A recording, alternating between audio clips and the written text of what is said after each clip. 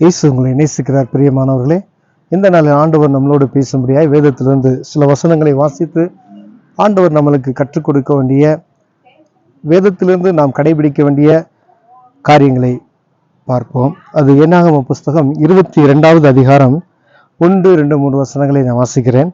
பின்பு இஸ்ரவேல் புத்திரர் பிரயாணம் பண்ணி எரிகோவின் கிட்ட இருக்கும் யோர்தானுக்கு இக்கரையிலே மோவாபின் சமவெளிகளிலே பாளையம் இறங்கினார்கள். இஸ்ரவேலர் எமோரியருக்கு செய்த யாவையும் சிப்போரின் குமாரனாகிய பாலாக் கண்டான். பிரியமானவர்களே, சிப்போரின் குமாரனாகிய பாலாக் கண்டான் அப்படின்னு போட்டிருக்கு. அதாவது இஸ்ரவேல் ஜனங்களை எகிப்திலிருந்து ஆண்டவர் வழி நடத்தி வந்த எல்லா காரியம் நம்ம வேதத்துல ஒவ்வொரு காரியத்தையும் வாசித்திருக்கிறோம். அவர் வனாந்திரத்துல வழி நடத்தி வந்த காரியங்கள், செங்கடலை பிளந்த பலவிதமான காரியங்கள் நடத்தி ஆண்டவர் இஸ்ரவேல் ஜனங்களுக்கு வாக்கு பண்ணின அந்த கானான் தேசத்துக்கு அழைத்து கொண்டு போகும் பொழுது அவர்கள் சோர்ந்து போகாமல் இருக்கும்படியாய் பலவிதமான அவர்களை அமைதியாக நடத்தி கொண்டு வருகிறதை நாம் பார்க்க முடியும்.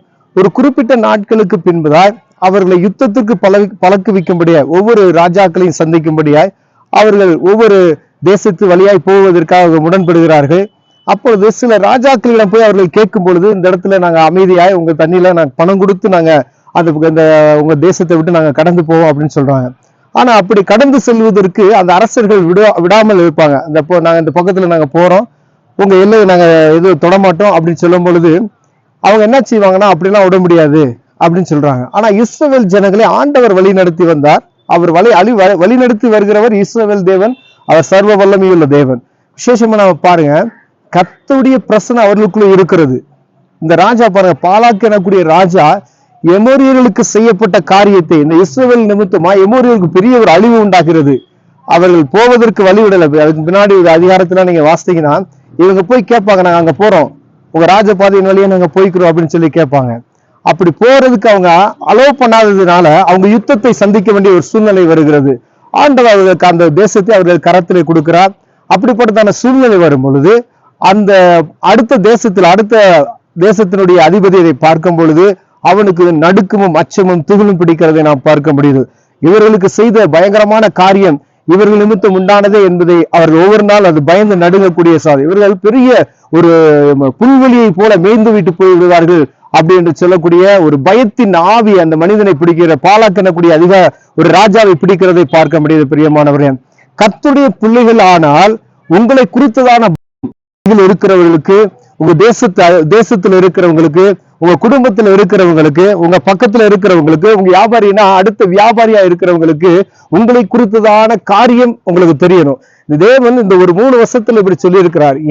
எப்படி அப்படின்னு சொன்னீங்கன்னா, இந்த பாலாக்குடைய ராஜா இஸ்ரவேல் ஜனங்களுடைய கேள்விப்பட்டது உடனே அவனுக்குள்ள ஒரு நடுக்கமும் துகிலும் வருகிறதை பார்க்க முடியுது. பிரியமா, நீங்க வியாபாரம் செய்யலாம். ஒருவேளை உங்கள் வியாபாரத்துக்கு விரோதமாய் பல ஆட்கள் எழும்பலாம்.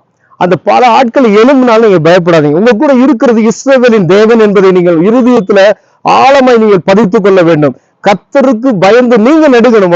அப்ப கர்த்தருக்கு நீங்க பயந்து நடுக்கினீங்கன்னா உங்களோட ஆண்டவர் இருக்கிறார் என்பதை என்ன செய்வாங்க, அவங்க புரியணும். உங்க பக்கத்துல இருக்கிறவங்க, உங்க வீட்டுல இருக்கிறவங்களுக்கு இவன் தேவனுடைய மனிதன் என்று சொல்லத்தக்கதான அந்த மாதிரி ஒரு காரியத்தை நீங்கள் உங்களுக்குள்ள உருவாக்கி கொள்ளணும். பிரியமானவர்கள், அப்படிப்பட்டதான காரியம் இருக்கும் பொழுது இந்த பாலாக்கு ராஜாவுக்கு பயமும் நடுக்கும் துகிலு பிடித்தது போல உங்களை சார்ந்தவர்களுக்கு, ஒருவேளை வியாபார ஸ்தலத்துல உங்களை விரோதமாய் உருவாகிறாங்களா, அப்படிப்பட்டதான காரியத்துல ஆண்டவர் உங்களோடு இருக்கிறார் என்பதை அவங்க புரிந்து கொள்வாங்க. உங்களை பார்த்தாவே பயம் வரும். எவ்வளவு பேர் வேணா எழும்பலாம். ஒருவேளை வேற எந்த ஒரு காரியம் நான் ஒரு உதாரணத்துக்கு இந்த காரியத்தை சொல்றேன். ஆனா ஆண்டவர் தேசத்துல இருக்கக்கூடிய எல்லா காரியத்துக்கும் கர்த்தருடைய பிள்ளைகளுக்கு அவரோடு இயேசு இருக்கிறாரா என்பதை நாம் புரிந்து கொள்ள வேண்டும். உங்களோட இயேசு இருக்கிறாரா அப்படின்றது நீங்க முதல் புரிந்து கொள்ளணும். நீங்க கிறிஸ்தவர்களா இருப்பது நிமித்தமாய் மாத்திரல்ல, இந்த இஸ்ரவேல் ஜனங்களோட ஆண்டவர் கடந்து வருகிறார். அவரை வழிநடத்தி வருகிற தேவன் சர்வ வல்லமையுள்ள தேவன். அந்த ராஜாக்கள் இந்த ஜனங்களை பார்த்ததுமே அவர்களுக்கு பயம் வருகிறதுக்கு காரணம், அவர்கள் பின்பதாய் அவர்களை வழிநடத்தக்கூடிய யார் என்பதை அவர்கள் உணர்ந்து கொண்டார்கள். அதே அதிகாரத்துல நீங்க பின்னாடி வாசித்து வந்தீங்கன்னா பாத்துங்க, அவருடைய தேவன் சர்வ வல்லமையுள்ள தேவன் அப்படி என்று சொல்லுகிறதை நாம் பார்க்க முடியும். பிரியமானவர்களே, ஒருவேளை நீங்க ஆண்டவருக்குள் எப்படி இருக்கிறீங்க என்பதை நாம் ஒவ்வொரு நாளும் உணர்ந்து பார்க்கும்படி ஆண்டவர் என்னால பேசக்கூடிய, ஒருவேளை இதை பார்த்து கொண்டிருக்க அன்பு சகோதரனே சகோதரியே, உங்களுக்கும் ஆண்டவருக்கும் உறவு எப்படி இருக்கிறது? உங்களை வழிநடத்தி வருகிறது, உங்களை ஆண்டவர் அழைத்து கொண்டு போகிறது ஆண்டவரா என்பதை நீங்க புரிந்து கொள்ள வேண்டும். நீங்க எந்த ஒரு காரியத்தை, குடும்பம் நடத்துவதாலும் சரி, வியாபாரம் நடத்துவதாலும் சரி, வேலை செய்கிற இடமா இருந்தாலும் சரி, நீங்க ஊழியம் செய்கிறவராக இருந்தாலும் சரி, அதற்கு பின்பதாய் உங்களை வழிநடத்துகிறவர் சர்வ வல்லமையுள்ள தேவனா இருக்கிறாரா என்பதை நாம் புரிந்து கொள்ள வேண்டும். அப்படியானால் உங்களை குறித்ததான பயம் தேசத்து மக்களுக்கும், உங்களை குறித்ததான பயம் உங்க குடும்பத்திற்கும், உங்களை குறித்ததான பயம் உங்க வியாபார ஸ்தலத்துக்கும், உங்களை குறித்ததான பயம் அப்பகுதி மக்களுக்கும் உண்டாகும். பிரியமானவர்களே, ஒருவேளை அதுல நம்ம குறை சொல்லுவர்களாய் காணப்படுவோமே, ஆனால் கர்த்தருடைய சமூகத்தில் ஆண்டவரே என்னை ஒரு விஷயம் தொடுகிறார், நான் உண்மை அறிந்து கொள்வதற்கு எனக்கு வாய்ப்புகளை உண்டாக்கி தாங்க சொல்லி ஜெபிக்க. ஒருவேளை கர்த்தர் நமக்குள்ள இருக்கிறாரா என்பதை நாம் முதல்ல பார்க்கணும். அப்படி இருந்தார்னா உங்களுக்குள்ள ஆண்டவர் செய்கிற அந்த மகத்தான காரியத்தை பார்த்து அவர்கள் நடுங்கத்தக்கதான காரியத்தை உருவாக்கி கொடுப்பார். கண்களை மூடுவோம், ஜெபம் செய்வோம். அன்பின் தகப்பனே, இஸ்ரவேலை வழிநடத்தி வந்த தேவன் எங்களோடும் வழிநடத்தும்படியே நாங்கள் ஜெபிக்கிறையா. நாங்க கடந்து செல்லுகிற பாதையில எங்க வியாபாரத்தின் வழியா எங்க குடும்பத்தை நடத்துகிற காரியங்களை எந்த சூழ்நிலையிலும் ஆண்டவர் எங்களோடு இருக்கும்படியே நான் ஜெபிக்கிறேன். ஆண்டவரே, எங்களை பார்த்து ஆண்டவர் எங்களுக்குள்ள தேவன் சர்வ வல்லமையுள்ள தேவன் இருக்கிறீர் என்பதை ஜனங்கள் பார்த்து நடுங்கத்தக்கதான ஆண்டவர் எங்களுக்கு உதவி செய்வீரான் ஜெபிக்கிறோம். அதற்கான பரிசுத்தம், அதற்கான ஆண்டவரே நீதி, அதுக்கான ஒழுக்கம், அதுக்கான மேன்மை எங்களுக்குள்ள உண்டாகட்டும். இயேசுவின் நாமத்தில் ஜெபிக்கிறேன் ஜீவனுள்ள நல்ல பிதாவே, ஆமென்.